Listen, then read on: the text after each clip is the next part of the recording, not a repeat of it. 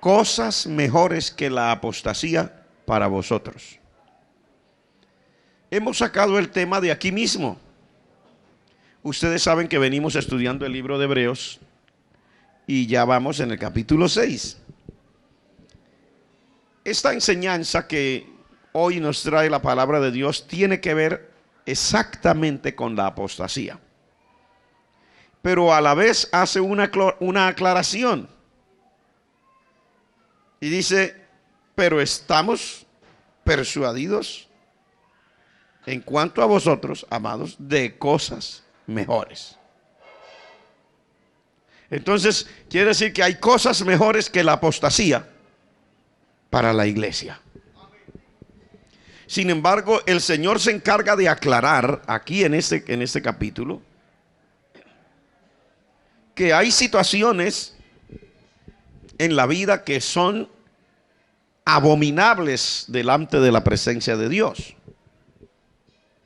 Y nos explica lo que es la apostasía, y recurriremos a otros versos de la Escritura para mirar también cómo se comporta un apóstata.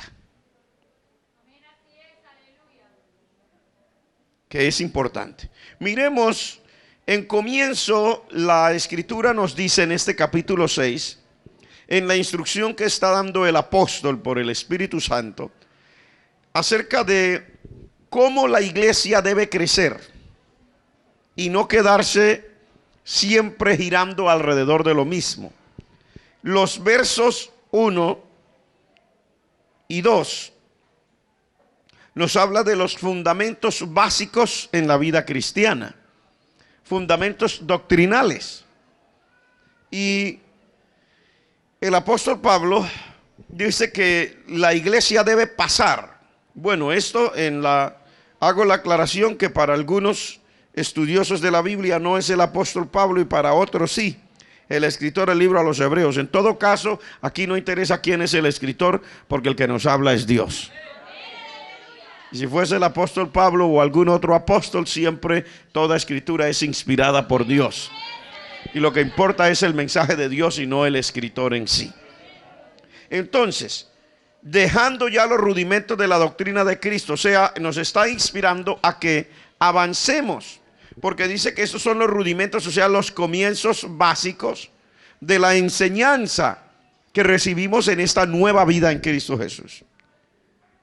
Recuerde que la vida cristiana es comparativa con un camino, con una carrera. El apóstol Pablo, hablando en su carta a Timoteo, dice: con tal que yo acabe mi carrera con gozo. En este mismo libro a Hebreos, en el capítulo 12, dice que corramos con paciencia la carrera que tenemos por delante. Entonces, la palabra de Dios también habla de la vida cristiana como un edificio. En la carta a los Corintios nos dice que la iglesia es un edificio y que se va construyendo. Lógico, todo edificio necesita unos fundamentos, unas bases. Pero si usted quiere hacer un edificio, no puede quedarse solo en las bases. Tiene que poner las bases, y después de las bases tiene que comenzar a poner los bloques o ladrillos o el material que se vaya a utilizar, así sea metálico, para ir subiendo ya ahora las paredes, luego poner no sé de cuántos pisos vaya a ser, entonces se tiene que seguir hacia arriba. Si solo se hiciera el fundamento, aunque sean sólidos, buenos, y yo he visto terrenos con los fundamentos ya puestos, que aguantan para un edificio muy alto, pero nunca se vio ni siquiera el tamaño de una casa, porque aunque los fundamentos se pusieron, nunca se pasó de allí. Y es exactamente lo que nos está diciendo aquí. Miremos cuáles son, para hablar de una manera rápida, estos fundamentos básicos que nos nombra la palabra de Dios. Nos dice primero, el arrepentimiento de obras muertas. Usted sabe que al estar sin Cristo, las personas estamos o estaríamos muertos en delitos y en pecados. Entonces todo lo que hace un muerto es cosa de muertos. Entonces las obras muertas son las obras de los que no tienen vida, de los que están perdidos, de los que están muertos. O sea, las obras que se hacen cuando uno no conoce a Cristo. Dice que tiene que haber un arrepentimiento. Ese es un fundamento. Tiene que haber un arrepentimiento de las obras que se hacían antes de estar en Cristo. Por eso la palabra de Dios dice que he aquí el que está en Cristo es nueva criatura y todas las cosas viejas pasaron y he aquí todas son hechas nuevas. Porque esas obras muertas tiene que haber quedado en el pasado. Uno tiene que arrepentirse de esas obras muertas para ahora, cuando está en Cristo, llegar a tener unas obras vivas, porque es obra de una persona que tiene vida. Y son muy diferentes las cosas, las obras muertas, las obras que se hacen cuando uno está sin Cristo, a las obras que se hacen cuando ya uno está en Cristo. Por eso la palabra de Dios dice que por sus frutos los conoceréis. Porque los espinos no pueden dar frutos agradables para comer. Si usted siembra uvas, usted va a encontrar uvas. Pero si siembra espinos, va a encontrar chamizos. Entonces la palabra del Señor nos enseña que hay un arrepentimiento de esas obras muertas. Y cualquier persona que viene a Cristo y que quiere ser parte realmente de Cristo, del cuerpo de Cristo, que quiere su salvación, tiene que arrepentirse primero de esas obras muertas. Por eso no puede hablar igual. Cuando no tenía a Cristo hablaba con una cantidad de cosas que eran realmente estruendosas. La forma de hablar, incluso de saludar a los amigos, era con palabras de un grueso calibre. Ni siquiera tenía que estar enojado para hablar así, sino que de su boca salía eso porque eran obras muertas. Pero al estar en Cristo, el Señor nos limpia la boca, nos la lava con la sangre de Cristo. Y nos lava el corazón con la sangre de Cristo y la mente con la sangre de Cristo. Y un creyente, por más que se enoje, no hablará con palabras de una persona que no tiene a Cristo. Por más enojado que esté. Usted se puede enojar y cuando está enojado, yo digo cristiano que está enojado y que ya no puede más, y acaso dice: el Señor reprenda al diablo, porque está enojado. Pero no vuelve a usar aquellas palabras de las obras muertas, porque eran obras de cuando estaba muerto. Estas son ahora obras de cuando está vivo. Y hay un arrepentimiento. ¿Cuántos se han arrepentido de las obras muertas? Que vino a la iglesia y conoció a Cristo y vino en unión libre, no se había casado. Cuando llega a Cristo se arrepiente de esas obras. Vivir en fornicación y en adulterio y todas esas cosas es cuestión de las obras muertas. Y cuando ya está en Cristo no puede tener las mismas obras, ya se arrepintió de ellas. Si no se ha arrepentido de ellas, sigue estando muerto aunque vaya a la iglesia. Bueno, sigamos porque nos quedamos ahí entonces. También nos habla de la fe en Dios. Es importante que aquí nos hable de la fe en Dios, porque la única forma de encontrar nuestra salvación en Cristo es a través de la fe en Dios. ¿Y por qué yo hago esta énfasis de fe en Dios?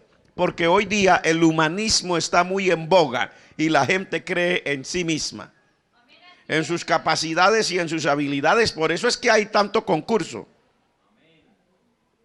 Hay reinado de una cosa y de la otra, y concurso hasta del que coma más, del que beba más, del que alcance a hacer cosas más feas.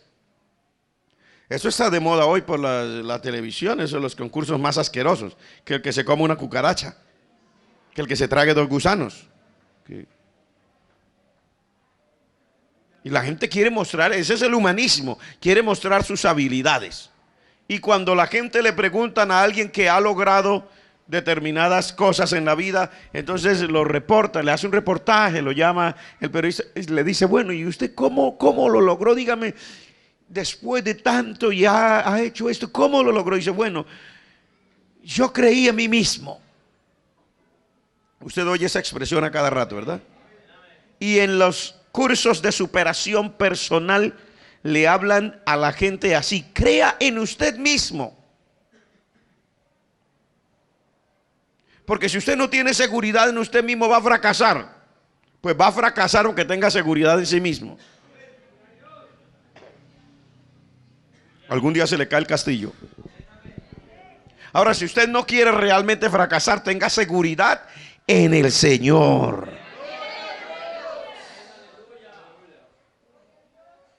Que Él es el que produce en nosotros así el querer como el hacer. Él nos da las fuerzas. Y con eso no quiero decir que usted no haya hecho cosas. Podrá hacerlas, pero usted va a hacerlas y a permanecer firme sin necesidad de andar fracasando cuando usted cree en el Señor. La fe en Dios. Para vivir la vida cristiana hay que creer, hay que tener fe en Dios. Para orar hay que tener fe en Dios. Para ayunar hay que tener fe en Dios. Para ofrendar hay que tener fe en Dios. Para diezmar hay que tener fe en Dios. Para vivir en santidad hay que tener fe en Dios. Para estudiar la palabra hay que tener fe en Dios. Dice la palabra de Dios, sin fe es imposible agradar a Dios. Es imposible, sin fe no puede. Dios lo dice que sin fe no puede. Así que mi estimada hermana, mi estimado amigo, jovencita, jovencito, hermano adulto, maduro en edad, la fe en Dios es uno de los fundamentos básicos. Hoy día hay mucha superación personal disfrazada en la iglesia. Muchos discursos en las iglesias son más un curso de superación personal que un mensaje cristiano y bíblico. Lo maquillan con 2 versos bíblicos y le dan superación personal. 10 pasos para lograr el éxito. Ay, eso sí que se oye hoy día.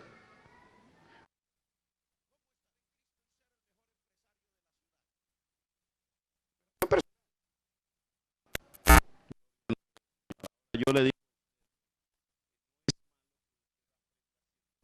en la vida, la fe puede estudiar lo que quiera, que algún día se le cae el castillo.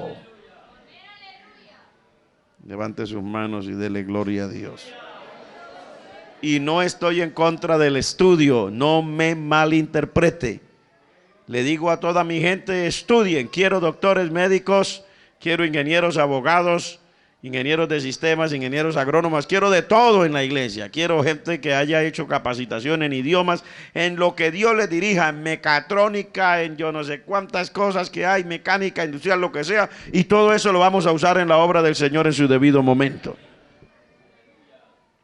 Pero no se le olvide la fe en Dios. Amén. Dice, para los comerciantes y los que trabajan y el Señor les permite hacer cierto dinero, le voy a decir de memoria un texto de la palabra de Dios. A los ricos de este siglo, ninguno aquí es rico en dinero, pero bueno, por lo menos que el Señor le provee y le permite hacer algo. Eso es aplicable para todos nosotros. Dice, a los ricos de este siglo manda que no pongan su confianza en las riquezas, que son inciertas,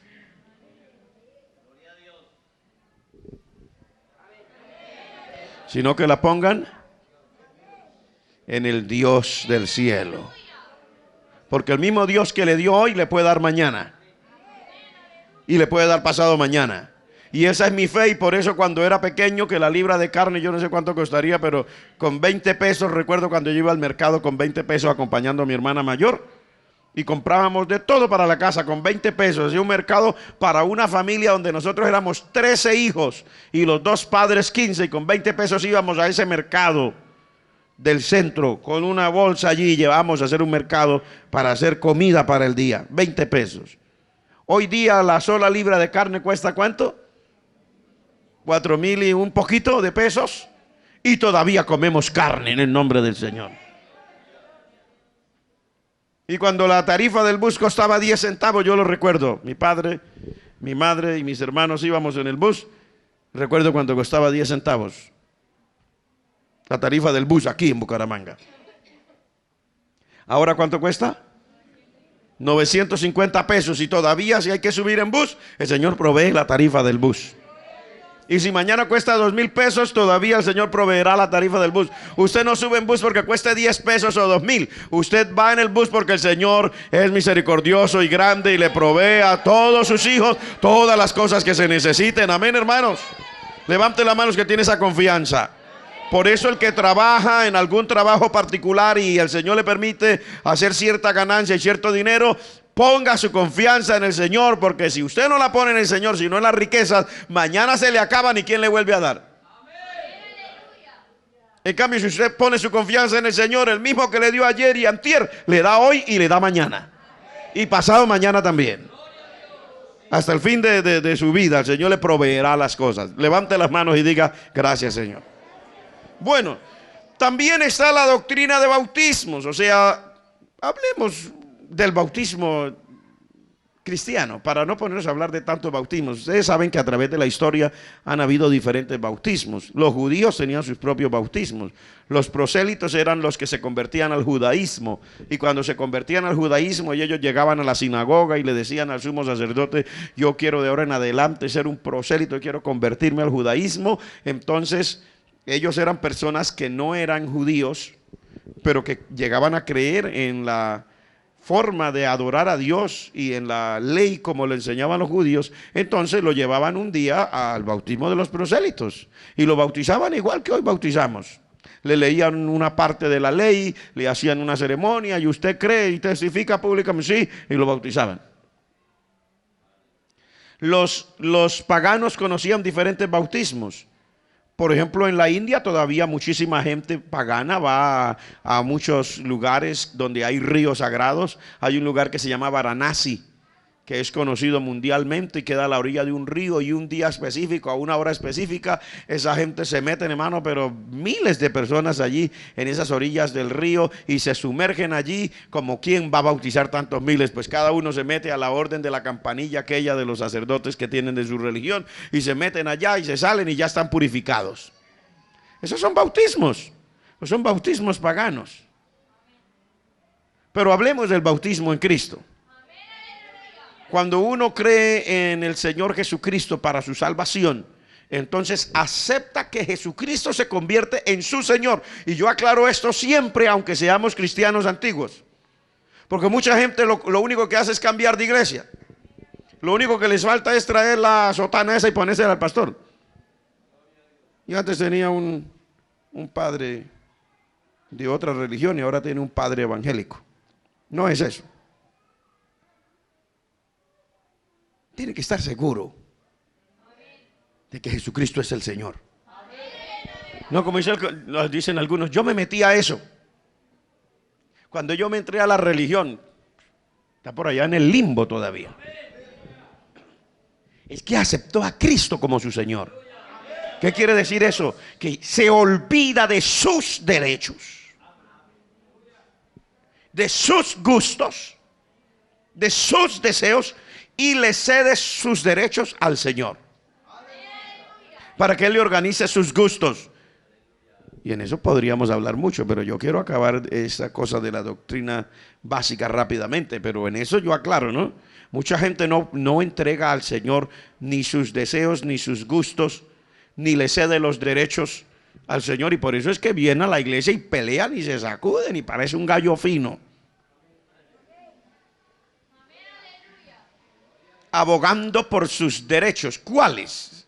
Si cuando uno acepta a Jesucristo como su Señor, se los cedió al Señor. Usted no ve que hay hoy día en la gente de la iglesia, en la sociedad cristiana, mucha gente abogando por sus derechos, y traen abogados para que, mire, yo he recibido cartas donde hay personas haciendo reclamos en las iglesias y de acuerdo a la Constitución y al Código Civil colombiano, invocando el artículo número tal y tal y tal y tal, ha sido violado mi derecho a la libre, ¿cómo se llama?, desarrollo de la personalidad. ¿Qué quiere decir? Yo quería estar en la iglesia de esta y esta manera y usted no me deja, y yo invoco el Código Civil de la ley colombiana, tal, y son mis derechos. Ese puede ir a hacer un grupo con otros que sean igual a él. Por allá están bien. En la iglesia de Cristo deben estar aquellos que ya le cedieron sus derechos al Señor. Levante la mano los que me entienden. Aquí no hay códigos civiles colombianos que vayan a invalidar la palabra del Señor. Amamos la patria donde el Señor nos permitió nacer, respetamos las leyes del país, pero en cuanto a la vida cristiana, el código más alto es este. Levante la mano que reconocen al Señor y su palabra como el código más alto. Aquí no vale libre personalidad, aquí no hay libre personalidad. Aquí hay una personalidad sujeta a Cristo. Si no está dispuesto a tener una personalidad sujeta a Cristo, entonces está en el lugar equivocado. Diga algo. Le digo que aquí no hay libre personalidad, ni va a desarrollar libre personalidad aquí, si usted no está dispuesto a que Cristo sea el dueño de su personalidad. Está en el lugar equivocado. Que hay un solo código, este. El Señor con su palabra es nuestro código. No, respetamos allá en la parte de afuera, en lo secular, respetamos todo lo que digan las leyes. Pero para su vida y para mi vida tenemos un código mucho más alto: Dios y su palabra. Y si usted no había oído hablar así de claro, pues ya lo está oyendo. Uy, pastor, ¿de dónde salió esa predicación? Yo no había oído que hoy se predicara así. Pues sí, todavía se predica así. ¿No ve que aquí se está predicando así? Gloria al nombre del Señor. Y no se asuste, mi estimado, que esto es parte de la bendición del Altísimo. Hay que darle gracias a Dios que todavía haya palabra con esencia, y todavía el Señor nos diga la verdad. Amén, hermanos. Y todavía haya hombres que se dejen usar por Dios para decirle la verdad. ¿Usted sabe por qué muchos en la iglesia quieren vestir como se les antoja, caminar como se les antoja, comportarse como se les antoja y volver la iglesia un circo? Porque eso es lo que quieren. Algunos pretenden volver la iglesia un circo. ¿Sabe por qué? Porque creen en la personalidad libre y en el humanismo. Pero aquí, gracias al Señor, no estoy diciendo aquí en cuanto a este sitio geográfico o a esta congregación local, estoy diciendo aquí en la iglesia genuina de Cristo, que se compone de muchas personas alrededor del mundo, no cabe ese famoso cuento del libre desarrollo de la personalidad. Y con eso no me malinterprete. Hay muchas cosas que se desarrollan en la personalidad que van de acuerdo con la palabra. En eso no hay problema. Pero es que hoy día quiere decir que yo soy así. Yo soy mujer y pues a mí no me gustan mucho los hombres. Pero esa es mi personalidad y deben dejarme mi libre desarrollo. Pero no lo dice completo. De mi personalidad mala e impía.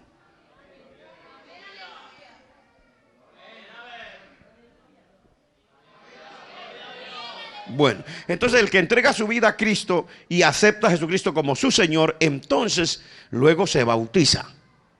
Y ese bautismo lo que hace es sellar su compromiso y su pacto con el Señor. Porque déjeme decirle que nosotros hemos hecho un pacto con el Señor y el Señor ha hecho un pacto con nosotros. Usted y yo no vivimos aquí así como la gente le parece que esto es una cuestión de jugar. Yo entro y salgo. No, Señor, aquí estamos en un pacto. Y en el pacto que el Señor ha hecho con nosotros, Él lo dice. Cuando el Señor Jesucristo instituyó la Santa Cena, le dijo: tomad, comed. Y luego le dijo: bebed de esta copa todos, porque este es el nuevo pacto en mi sangre, que por vosotros es derramada. En este pacto, mire que es un pacto tremendo. El Señor pone lo suyo y nosotros lo nuestro. En este pacto el Señor pone su sangre. Sangre inmaculada, sangre santa, sangre limpia. Y nosotros ponemos nuestra vida. Él nos dice: bueno, yo derramo mi sangre por usted. Y nosotros le decimos: Señor, yo te entrego toda mi vida a ti. Ese es el pacto que hemos hecho con Él. Si usted no es capaz, si usted todavía considera que, ay no, es que a mí me da cosas, toda mi vida, pastor, no puedo dejar un poquito aparte. Es que toda. Pues toda. Toda.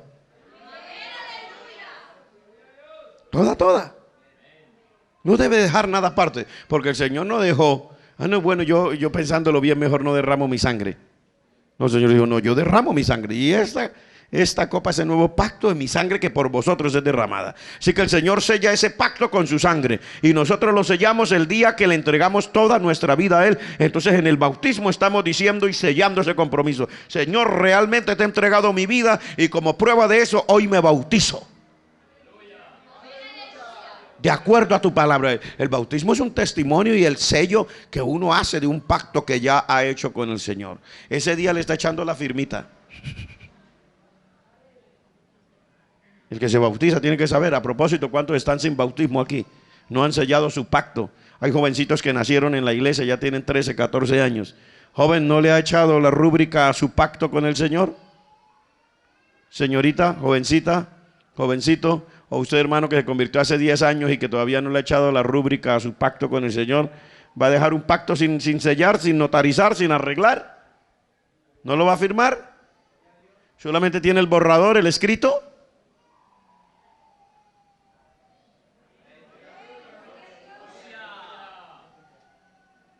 Alabado sea Dios. Muy bien.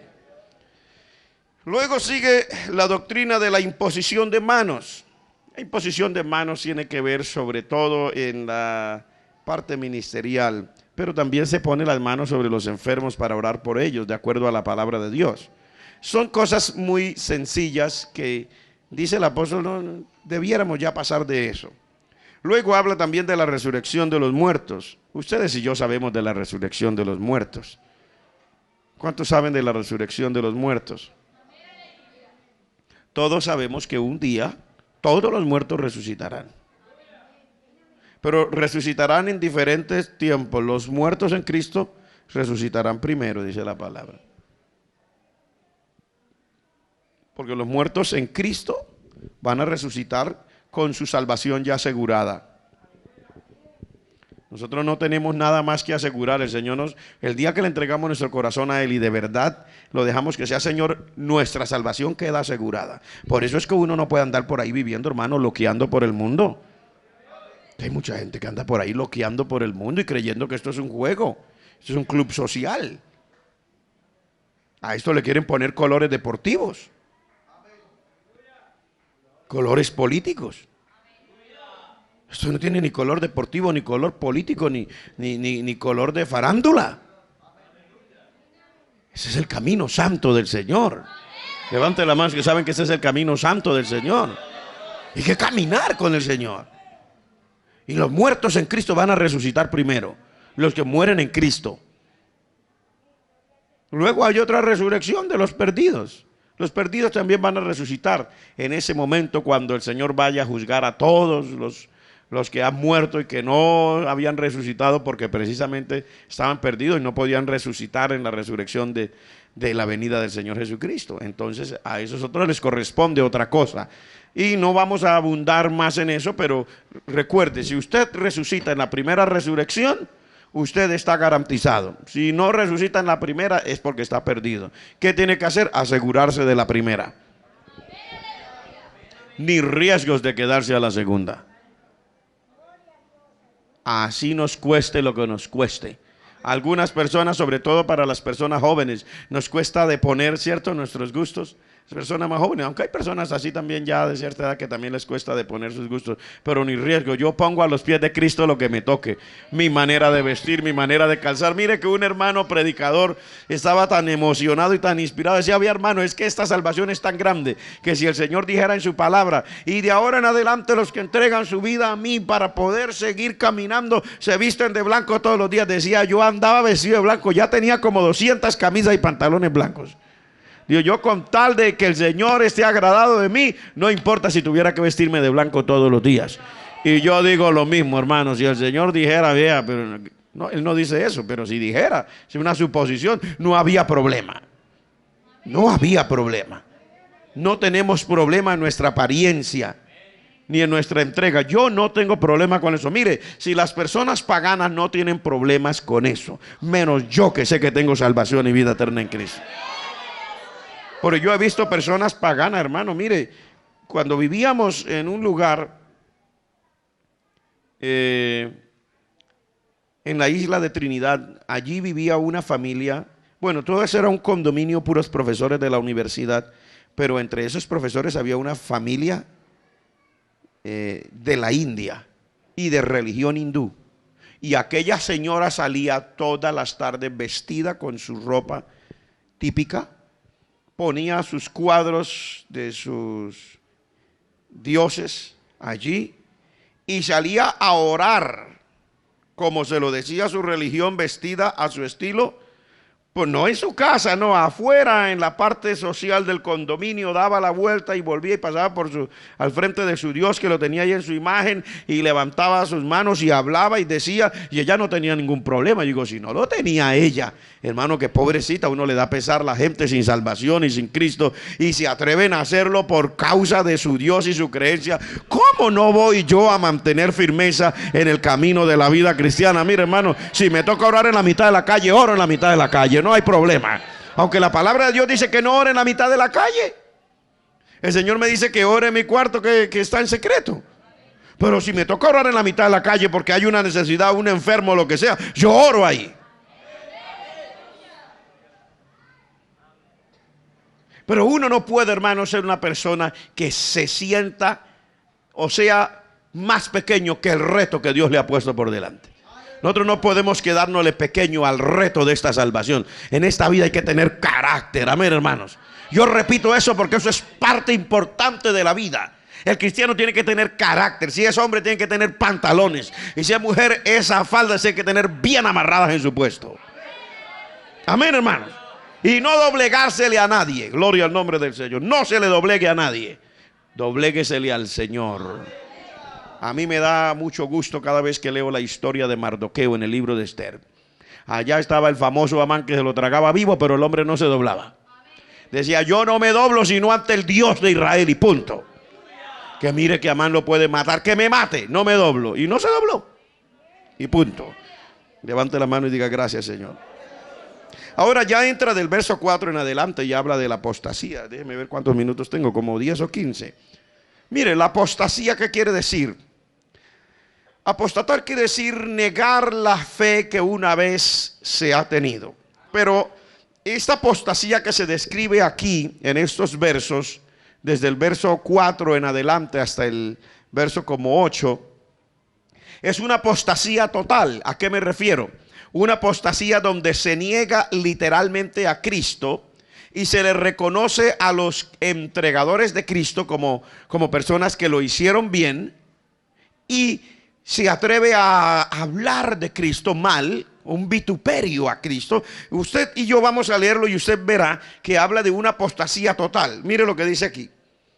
Es imposible que los que una vez fueron iluminados y gustaron del don celestial y fueron hechos partícipes del Espíritu Santo, y asimismo gustaron de la buena palabra de Dios y los poderes del siglo venidero, y recayeron, sean otra vez renovados para arrepentimiento. Bueno, hasta ahí algunos se sienten confundidos. O sea que si una persona se resbala, etcétera. Pero lea ahora conmigo la segunda parte del verso 6 y sigamos, y usted verá cómo está describiendo este tipo de apostasía.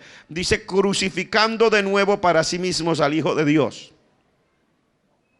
Es una apostasía total donde la gente vuelve a crucificar a Cristo y lo exponen a vituperio. O sea que están entre los que dijeron ese día, crucifícale, crucifícale.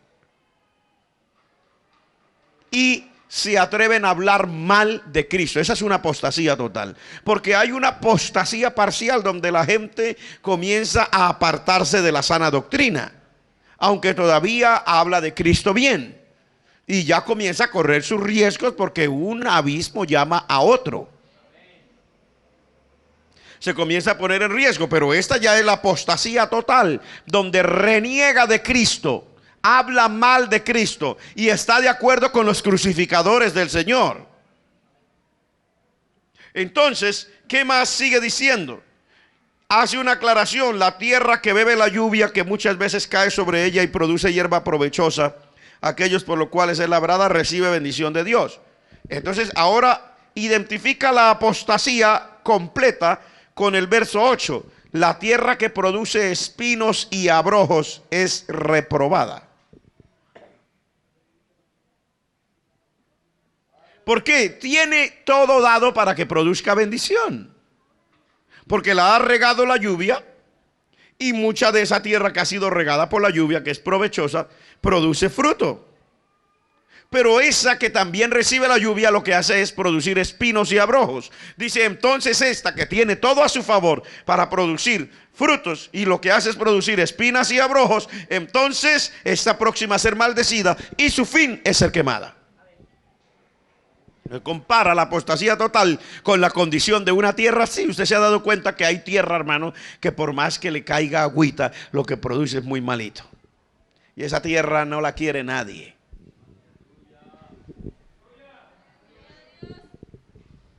Gracias. La tierra que produce bien la gente la quiere y la compra por alto precio. Pero la tierra que no importa cuánto se le haga, no quiere producir sino espinos y abrojos, nadie la quiere.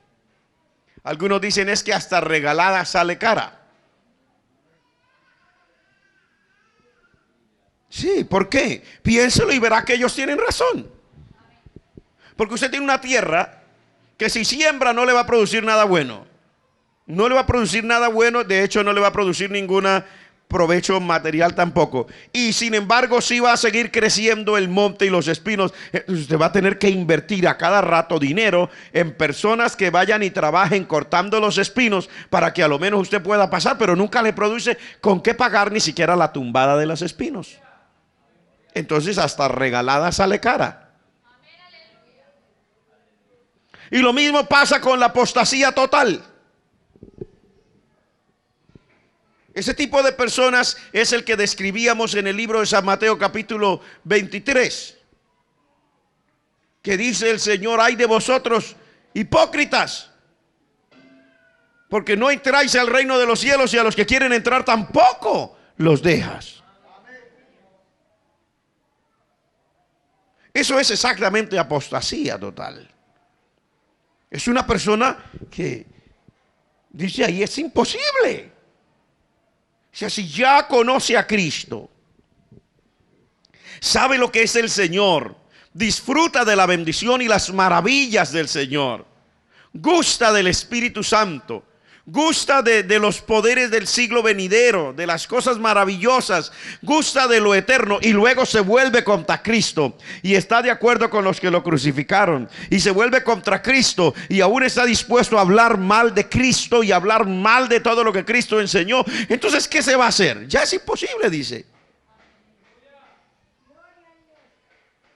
Porque hay quienes pueden en un momento determinado aflojar en las convicciones de la palabra de Dios, a lo cual le llamamos doctrina, en las enseñanzas doctrinales en su vida particular o personal. Pero no es una apostasía total, sino que por causa de envolverse demasiado con las cosas de esta vida, su corazón se va enfriando en cuanto al amor hacia Dios y comienza a ver pequeños detalles como si no fueran nada. Entonces dice, Dios mira el corazón. Y Dios no mira lo de afuera. Aunque yo tengo mucha palabra para refutarle eso, que Dios no mira lo de afuera. Yo le digo que Dios sí mira el corazón y también mira lo de afuera, porque Dios lo dice en su palabra. Si Dios no mirara lo de afuera, la palabra de Dios no hablaría de la apariencia externa de un cristiano.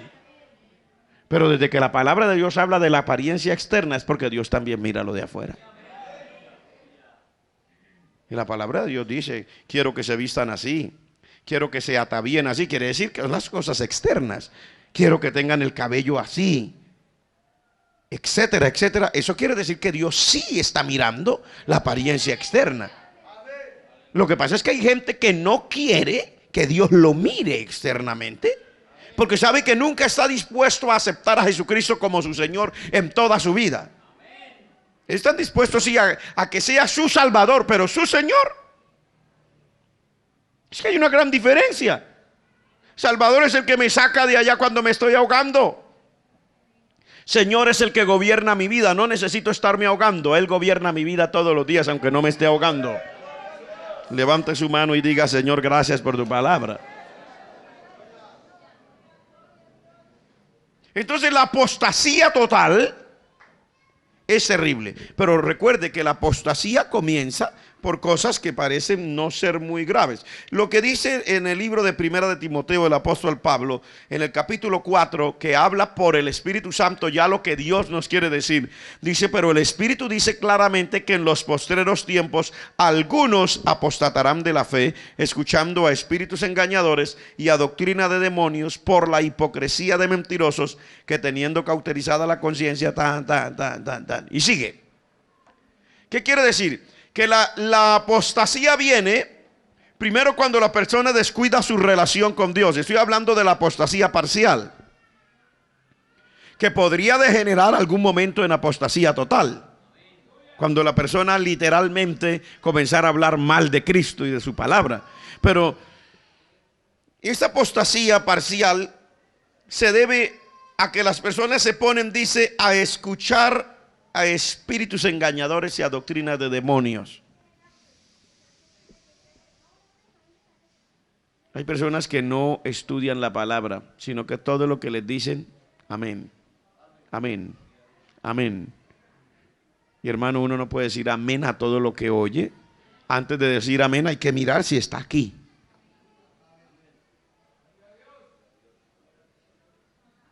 Cuando aquí dice que escuchando a espíritus engañadores y a doctrinas de demonios, no quiere decir que los oyó. Este escuchar de aquí lleva intrínseca la actitud de prestar atención para hacer eso que oyó. Dando o escuchando, o sea, prestando el oído y aceptando eso que oyó. Y usted sí, uno oye muchas cosas, pero uno no puede prestarle atención. La palabra de Dios dice que lo examinemos todo, pero lo malo hay que rechazarlo. Lo que no está de acuerdo a lo que Dios dice, lo rechazo. No importa que lo diga el Papa.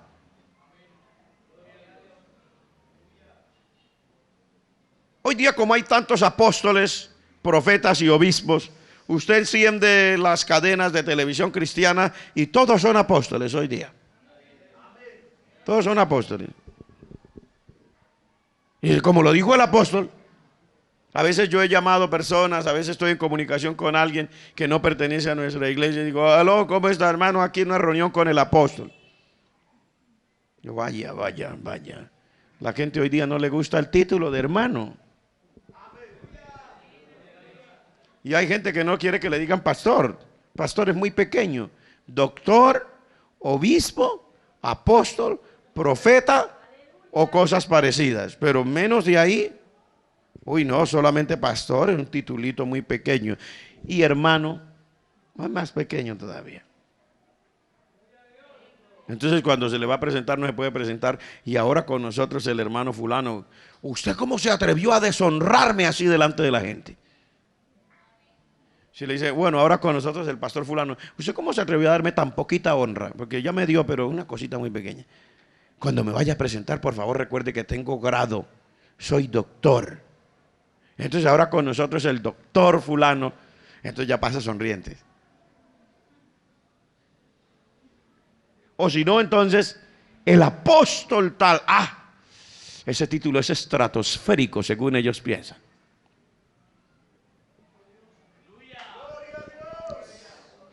No importa quién lo diga, tiene que mirar que esté aquí en la palabra de Dios. El verdadero hijo de Dios no puede pasar entero, mi hermano. La palabra de Dios está siempre ahí presente. Usted y yo debemos conocerla para examinar. Pero hay gente aquí que dice que le darán el oído a espíritus engañadores y a doctrinas de demonios por la hipocresía de mentirosos que tienen la conciencia cauterizada, porque muchas veces los que dicen esa mentira saben la mentira que están diciendo. El que le dice a usted que lo de afuera no importa, que solo importa lo del corazón, sabe que está diciéndole una mentira, pero a él le conviene decírsela.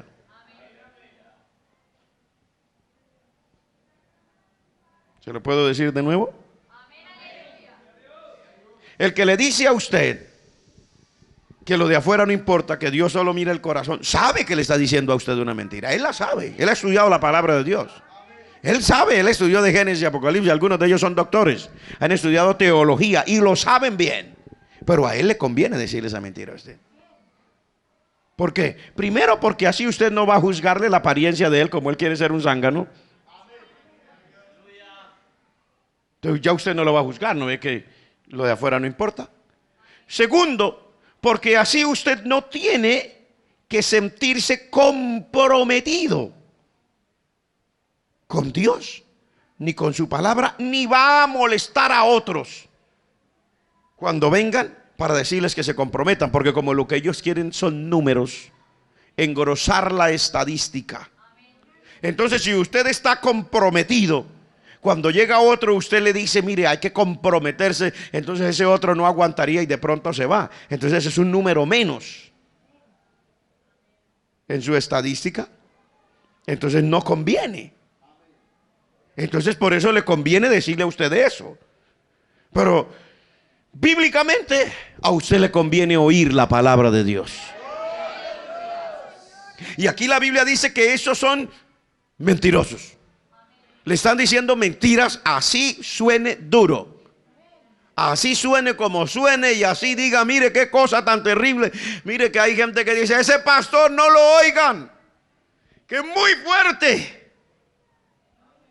Pero lo único que estoy haciendo es repetir la palabra de Dios. Yo no estoy diciendo nada nuevo. Esto está escrito aquí desde que el Señor lo inspiró y el apóstol por el Espíritu Santo dejó que la palabra fluyera. Está escrito ahí. Dice que es por la hipocresía de mentirosos que ya tienen la conciencia cauterizada. ¿Sabe qué es cauterizada? Insensible, quemada. Cuando una señora está enferma y dicen que le van a cauterizar, entonces le ponen unos aparatos allá y huele a carne quemada. Le están cauterizando. Y huele a carne quemada.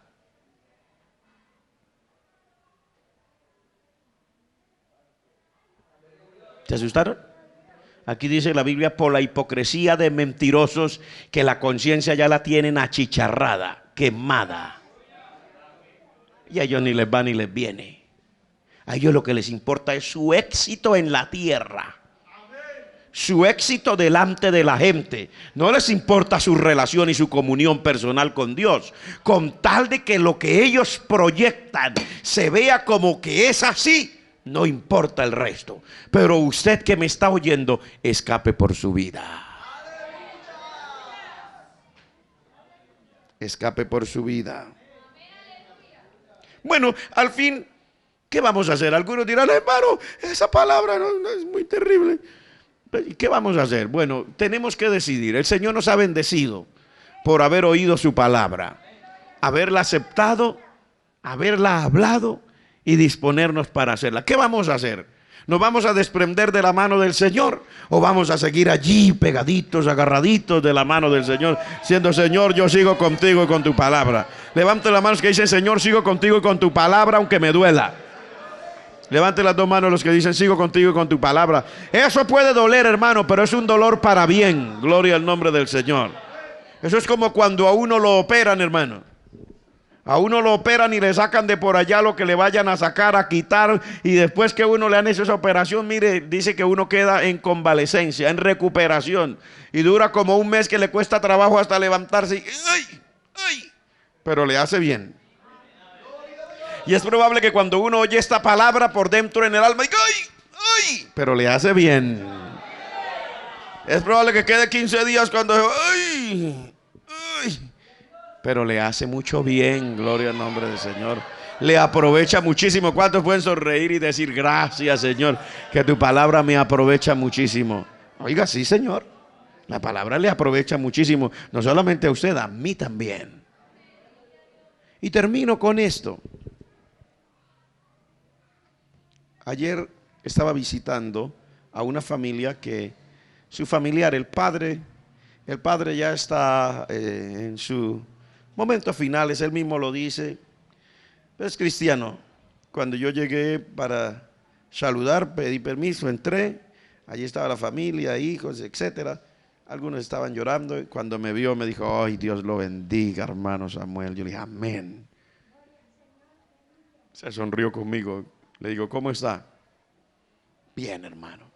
No tengo dudas, no tengo temores. un anciano de 80 y pico de años, me sonrió y me dijo: hermano Samuel, Dios lo bendiga por venir a verme. No tengo dudas, no tengo temores. Le dije: ¿está seguro? Me dijo: estoy seguro. Le dije: ¿su esperanza está viva? Me dijo: viva, hermano Samuel, viva. Y eso que ya estaba supuestamente ya un anciano de 80 y pico años acostado en su lecho ya esperando el momento, porque él mismo sentía.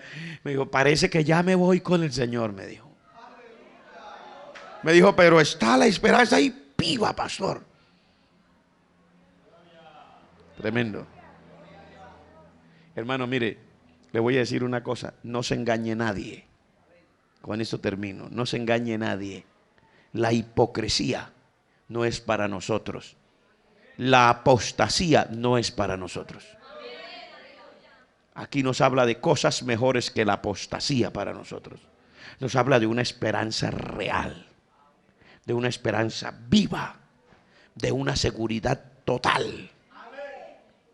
Que sepamos, piénselo, que el día que llegue el momento en que uno sabe, porque la gente sabe si es que es ya que muere de muerte natural en esta vida, la gente sabe cuando le toca. Piénselo, si llega ese momento, si ese momento fuera ahora y le tocara de muerte natural y alcanzara usted a hablar y a reflexionar y estuviera recostado en su cama, dígame, ¿qué pensaría usted? ¿Miraría hacia atrás para decir qué? Hermano, he sido un hombre exitoso, he comprendido cómo hacer proyectos y llegué a realizar tales y tales cosas. No, hermano, eso es inocuo. Eso no tiene ningún sentido. Son cosas que no valen nada. ¿Sabe qué dice el apóstol Pablo? Todas las cosas que eran para mí ganancia las estimo por pérdida y las tengo por basura, con tal de ganar a Cristo. Mire, el día que usted ya esté enfrentándose a la eternidad, así usted haya sido pastor, apóstol, profeta, doctor, lo que quiera, ese día usted no va a pensar en su doctorado, ni en su diploma, ni en las 50,000 personas que reunió en el Coliseo tal, ni va a pensar en el concierto que dio, ni en la voz tan linda que tenía. Usted sabe que se va a enfrentar a la eternidad. Y si Cristo es su tesoro, si Cristo Jesús es su todo, ese día usted dirá como este anciano: no tengo dudas, no tengo temores, estoy listo, mi esperanza está viva, Cristo es mi todo. Y se irá tranquilo. Mire que hablar con ese anciano me produjo tanto gozo que yo le tuve que pedir perdón a la familia. Me produjo tanto gozo que le tuve que pedir perdón, porque cuando yo entré estaban llorando, porque ya sí se sabe, ¿no? Y cuando yo hablé con el anciano, de pronto comprendí que yo me estaba riendo. Y yo me paré en la sala y digo: yo les pido que me perdonen. Discúlpenme, pero ustedes no saben lo que yo siento dentro de mí. Esto para mí es grandioso. Que este hombre anciano a sus 80 y tantos años me pueda decir a mí: pastor, mi esperanza está viva, no tengo ningún temor, no tengo dudas, me voy con el Señor. Me produce un gozo, me produce una alegría que yo me puse a sonreír sin darme cuenta, y de pronto me di cuenta que yo estaba sonriendo. Y entonces, como ellos estaban llorando y yo sonriendo, les tuve que pedir perdón. Y dije: discúlpeme, usted no sabe lo que significa para mí esto que este anciano padre de ustedes me acaba de decir. Esto para mí es un tesoro. Yo le vendo todo lo que quiera, cambio todos los bienes materiales, todas las latas, barro, madera, lo que sea, con tal de tener esta seguridad preciosa y saber que mi vida está anclada en Cristo Jesús. Oh, aleluya. Que nadie me pueda arrebatar eso. Se lo cambio, hermano, lo que sea por eso. Porque cuando llegue el final de mis días, yo no me van a enterrar con barro, ni me van a enterrar con palos, ni me van a enterrar con latas. El Señor y yo. Y el apóstol Pablo decía: con tal de ganar a Cristo, y una vez yo sepa que he ganado a Cristo, lo tengo todo. Y él termina ese capítulo 2 o 3, si no me equivoco, de Filipenses diciendo: por eso una cosa hago, olvidando ciertamente lo que queda atrás, prosigo al blanco, al premio del supremo llamamiento, Cristo Jesús. Aleluya. Hoy, hermanos, para mí, al estar frente a ustedes, se lo digo, el dinero no vale nada. Los gustos personales no valen nada. La apariencia física no vale nada. Las cosas humanas, las cosas materiales, nada de esto tiene valor frente a Cristo. Todo pierde su valor cuando uno llega a Cristo. El único que cobra valor es Él. Aleluya, gloria al Señor. Y en esta mañana yo quiero estar una oración con ustedes.